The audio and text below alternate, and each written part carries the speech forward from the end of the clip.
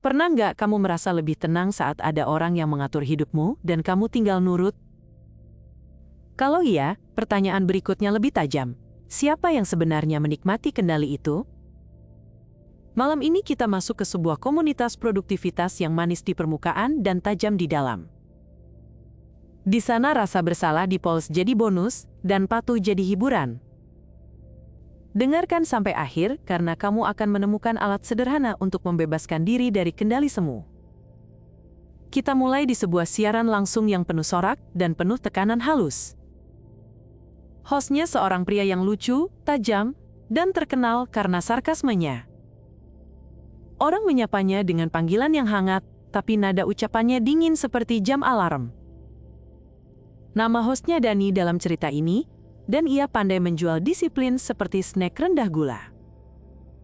Kamera menyorot peserta yang berdiri di ruang sempit, lampu putih menekan kelopak mata mereka. Judul tantangan hari itu sederhana dan keras, bangun jam 4:30. Di layar chat, emoji sorak mengalir deras, tapi hati beberapa orang memanas pelan. Bangun itu murah, malas itu mahal. Kalian mau hemat atau mau rugi? Penonton tertawa, lalu ikut mengulang slogan itu seperti jingle. Di barisan admin, seorang perempuan memantau grafik retensi dengan wajah tenang. Nama perempuan itu Nara dalam cerita ini, dan pekerjaannya adalah menjaga tantangan tetap hidup. Ia tahu satu hal yang selalu berhasil, rasa bersalah. Ia menekan tombol fungsi yang mereka sebut penalty streak. Notifikasi merah bergetar masuk ke ponsel banyak orang di berbagai kota. Pesannya pendek, kamu gagal hari ini, pilih hukuman ringan atau setor denda kecil. Setelah itu sebuah keajaiban kecil terjadi di layar statistik. Pengguna kembali login, menjalankan hukuman kecil, lalu merasa lega sebentar. Pola itu terlihat jelas, rasa bersalah memicu patuh, patuh menghadirkan lega, lega memanggil pengulangan. Nara menyebutnya loop yang rapi, seperti roda gigi yang halus. Namun roda gigi yang halus kadang menggiling halus juga bagian dari hati yang lemah. Dani tertawa lagi, dan menawari badge untuk peserta yang kuat menahan kantuk. Siapa yang gagal, maju, kita kasih standing ovation. Tapi dengan tatapan sayang yang pedas. Penonton tertawa, walau beberapa telapak tangan dingin. Di ruang yang lain, seorang perempuan muda bernama Mara memantau komentar. Ia adalah moderator yang naik karena rajin dan karena suka menertibkan. Jangan spam, jangan manja, kamu bisa, kamu sudah janji. Kata sederhana itu membuatnya merasa berguna dan sedikit berkuasa. Kekuasaan kecil kadang terasa seperti lampu meja, tidak panas, tapi terang tepat di buku harianmu. Di sisi lain, seorang remaja yang pendiam menulis pesan pribadi untuk admin. Namanya Arvel dalam cerita ini, dan pesannya pendek. Kalau aku tidak dihukum, aku merasa tidak punya bentuk. Nara membaca pelan, dan dadanya terasa hangat yang tidak nyaman. Ia ingat masa kecilnya yang penuh aturan dan target, dan kalimat yang tak pernah selesai, kenapa bukan 100. Ia menutup jendela chat, tapi kalimat Arvel seperti magnet kecil di pikirannya. Kamu mungkin pernah merasakannya saat seseorang mengaturmu, kecemasanmu turun sesaat, dan kamu mengira itu kedamaian. Padahal itu jeda yang kamu beli dengan otonomi yang kamu titipkan. Malam berikutnya, komunitas menggelar acara baru yang lebih keras. Judulnya singkat dan jualan, Roast Me Harder. Kalian bukan lemah, kalian cuma butuh cermin yang tidak sopan. Delak tawa meledak, walau beberapa pipi karena malu. Peserta diminta mengakui kesalahan, lalu dipuji karena jujur. Setelah itu mereka mendapat badge bersih, dan merasa ringan untuk sementara. Nara menandai data, karena pola yang sama muncul lagi. Guncang sedikit, lalu beri obat kecil, lalu ulang. Ia melihat angka naik, namun nuraninya berbisik pelan. Apakah ini bantuan atau candu yang rapi? Pada siang hari kantor menjadi tenang, tapi grafik tidak pernah tidur. Seorang pria tua yang halus bicaranya memanggil Nara ke ruang rapat. Kita butuh growth yang konsisten. Tolong pertahankan loop yang paling kuat. Nara mengangguk, walau hatinya menolak tepuk tangan yang belum terdengar. Ia ingat rumah saat kecil, di mana nilai adalah kartu akses untuk pelukan. Ia ingat sekolah, di mana salah menjadi tontonan kecil di papan tulis. Ia ingat fandom, di mana admin paling disayang karena kuasa ban. Semua potongan itu menyatu seperti puzzle lama yang akhirnya menunjukkan gambar utuh. Kendali terasa nikmat bagi yang memegangnya, dan kepatuhan terasa aman bagi yang menyerahkannya. Rasa bersalah adalah pintu yang tidak dikunci, dan siapapun bisa mendorongnya dari dua sisi. Di sore lain, Dani memulai siaran dengan judul baru yang memikat. Tunduk sepekan, dan hidupmu rapi, 1 pekan saja. Penonton membludak, dan jadwal pribadi mereka diseret ke kalender bersama. Mara tersenyum karena ruang elit dibuka untuk anggota paling patuh. Selamat, kamu dapat akses, jaga kebersihan jadwalmu, dan jaga kebersihan pikiranmu. Kata kebersihan terasa indah, namun bisa juga menjadi sabun yang melunturkan warna diri. Arvel mengirim pesan lagi, kali ini lebih gelap. Kalau aku tidak disetir, aku panik, aku jadi kosong. Tolong beri perintah. Nara duduk lama di depan layar dan memilih membaca ulang pesan itu beberapa kali. Ia sadar, rasa bersalah Arvel bukan kotoran yang harus disikat, tapi sinyal bahwa ia butuh cara memilih tanpa takut. Malam itu tim meninjau fitur hukuman yang paling populer. Ada push up, ada denda kecil, ada tugas malu yang tidak menyebut nama. Mereka menghindari kekerasan, namun tetap menjual tegang yang nikmat. Dani memimpin panggung seperti pelatih komedi. Kita bikin lucu, tapi kita tetap tajam, seperti pisau mentega. Penonton tertawa dan lupa bahwa pisau tetap pisau. Beberapa hari berjalan dan roda loop berputar makin halus. Orang gagal sedikit, ditegur sedikit, dihukum sedikit, lalu merasa lega. Orang kembali lagi, karena lega adalah gula yang tidak tercantum di label. Di satu sesi, seorang peserta menghilang dari kamera dan ruangan jadi hening beberapa detik.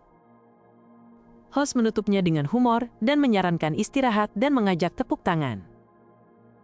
Kita bukan robot, kita manusia, tapi manusia yang mau jadi versi upgrade.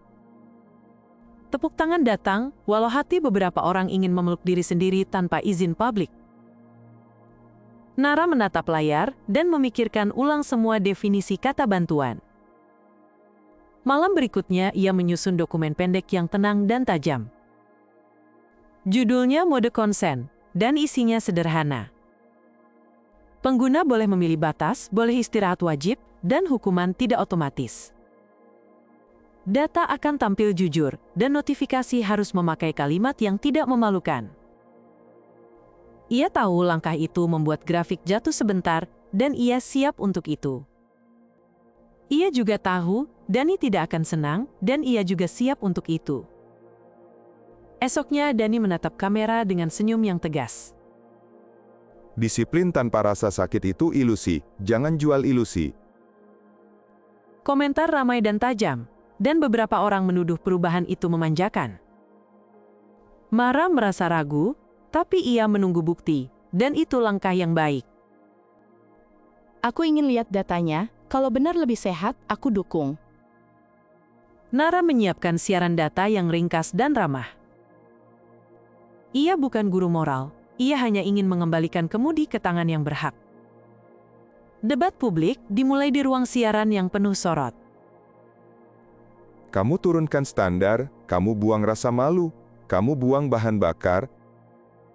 Nara menghela napas pelan, lalu menyalakan grafik yang jujur.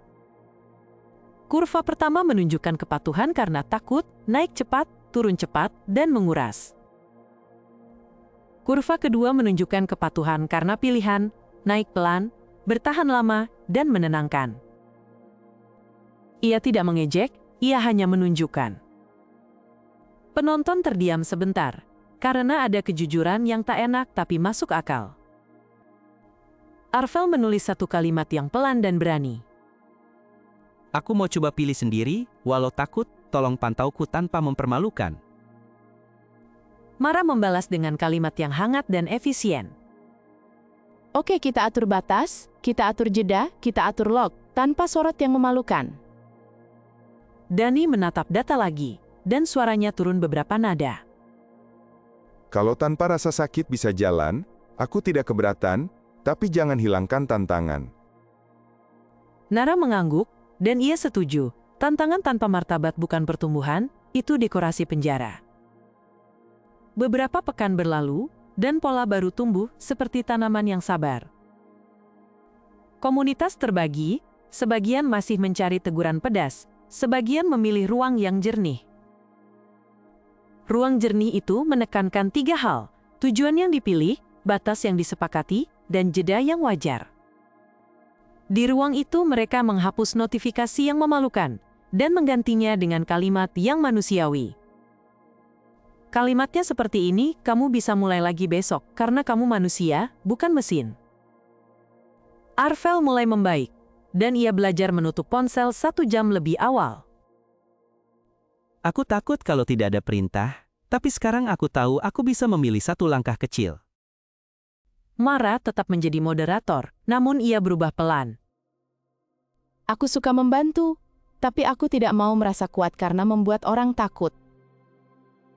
Dani tetap lucu, tapi ia belajar menahan 1 candaan yang membuat orang memerah. Kita bisa keras pada target, tapi ramah pada manusia itu level yang lebih sulit. CEO menatap laporan dan melihat growth turun sebentar, lalu melandai. Kalau retensi jangka panjang naik dan keluhan turun, itu bukan kelemahan, itu pondasi. Nara tersenyum kecil, dan ia merasa dadanya lebih lapang.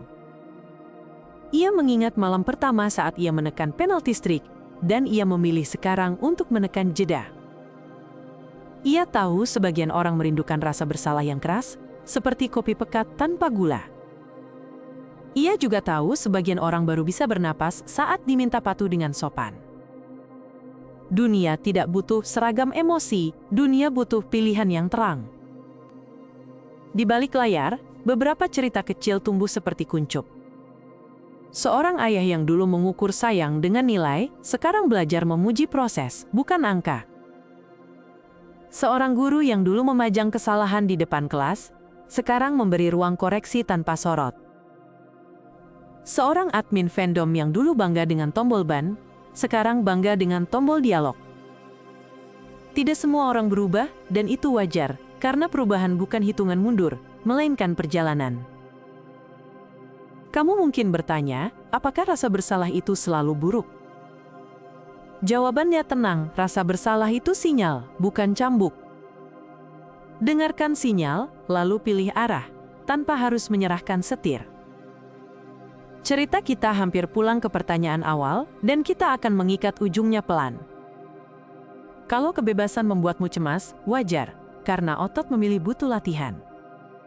Kalau kamu suka mengatur, periksa dulu niatmu, itu untuk menolong, atau untuk menenangkan egomu. Di komunitas ini, orang belajar dengan cara yang kadang lucu dan kadang perih yang ringan. Mereka belajar bahwa disiplin yang bertahan lahir dari pilihan yang sadar. Mereka juga belajar bahwa malu publik tidak pernah menjadi vitamin, ia paling jauh hanya lampu sorot. Hari terakhir dari babak besar tiba dengan siaran yang sederhana. Nara membuka ruang tanya jawab tanpa panggung besar dan tanpa musik yang dramatis. Ia meminta orang menyebut 1 kebiasaan kecil yang ingin dipilih karena sayang pada diri sendiri. Bukan karena takut, bukan karena ingin dipuji. Jawaban yang muncul hangat dan beragam, tidur tepat waktu, makan pelan, menelpon orang tua, dan menolak rapat yang tidak perlu. Tidak ada tepuk tangan panjang, hanya rasa lega yang tenang, seperti nafas yang kembali penuh. Itulah rasa lega yang tidak bergantung pada hukuman, dan tidak berutang pada rasa malu. kita sampai pada inti moral yang sederhana dan kokoh. Disiplin tanpa martabat adalah penjara yang kita cat dengan warna cerah. Kebebasan dimulai dari keberanian untuk salah secukupnya, lalu memilih ulang dengan sadar. Kendali yang terbaik adalah kendali yang kamu bagi, dan kamu ambil kembali saat perlu. Kalau kamu butuh pemandu, pilih pemandu yang mengembalikan setir ke tanganmu. Kalau kamu ingin memandu, ingat bahwa manusia bukan grafik dan bukan jam alarm. Di titik ini, aku ingin bicara langsung padamu sebagai teman lama yang peduli. Terima kasih sudah mendengar cerita ini sampai akhir, aku senang kamu bertahan. Kalau kamu suka cerita seperti ini, tekan tombol suka, dan bantu kanal ini tumbuh sehat. Jangan lupa berlangganan, karena masih banyak cerita yang hangat dan tajam dengan cara yang aman. Tinggalkan komentar, ceritakan satu kebiasaan kecil yang ingin kamu pilih karena sayang bukan karena takut. Kalau kamu ingin mendukung, kamu bisa pakai kode di pojok kanan bawah, atau tautan di deskripsi. Di deskripsi juga ada karya dari seri lain yang berbeda jauh, siapa tahu ada yang pas untuk malammu. Sampai jumpa di cerita berikutnya, jaga pilihanmu, dan biarkan rasa bersalah menjadi sinyal yang sopan. Terima kasih dan semoga besok pagi kamu bangun dengan hati yang lebih ringan. Aku pamit dulu, dan aku tunggu kamu di video selanjutnya.